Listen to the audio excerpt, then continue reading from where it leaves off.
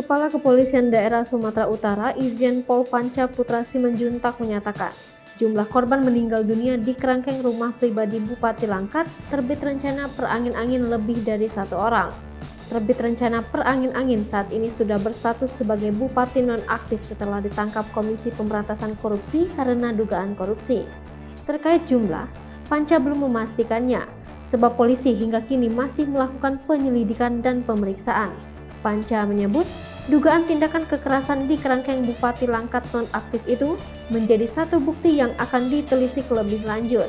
Melansir Tribun News, Komisi Nasional Hak Asasi Manusia juga menyebut sudah menemukan lebih dari 1 orang meninggal dunia akibat dugaan penganiayaan. Komisioner Pemantauan dan Penyelidikan Komnas HAM, Khairul Anam menyebutkan, temuan itu dipastikan ada dan sudah dilaporkan. Dia mengatakan, meninggalnya para tahanan karena mendapat penganiayaan selama ditahan di kerangkeng milik terbit rencana perangin-angin. Mereka menyebut penganiayaan diduga dilakukan secara terstruktur dan sistematis. Bahkan mereka juga menemukan alat bukti yang digunakan untuk menganiaya tahanan. Khairul Anam mengatakan bahwa cara merehabilitasi penuh dengan catatan kekerasan yang sampai hilangnya nyawa, sehingga emang jika kalau ditanya yang meninggal berapa pasti lebih dari 1. Khairul mengatakan Polda Sumatera Utara juga telah melakukan penyelidikan serupa dan menemukan adanya korban lain, sehingga diduga jumlah korban akan terus bertambah.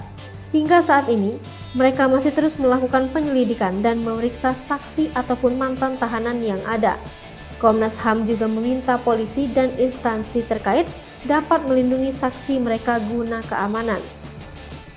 Sebelumnya, temuan bangunan mirip sel tahanan pribadi ini diketahui bermula dari operasi tangkap tangan dan penggeledahan rumah terbit rencana perangin-angin di Desa Raja Tengah, Kuala Langkat, Sumatera Utara oleh KPK. Masyarakat kemudian melaporkan ke organisasi buruh migran, Migran Care. Laporan tersebut diteruskan ke Komnas HAM. Kerangkeng pribadi tersebut berada di halaman belakang rumah pribadi Bupati Langkat nonaktif terbit rencana perangin-angin.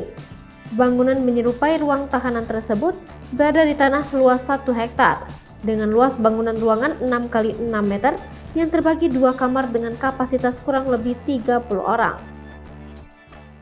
Hai pemirsa Sri Popo TV, jangan lupa komen, like, dan subscribe serta tonton terus berita-berita terupdate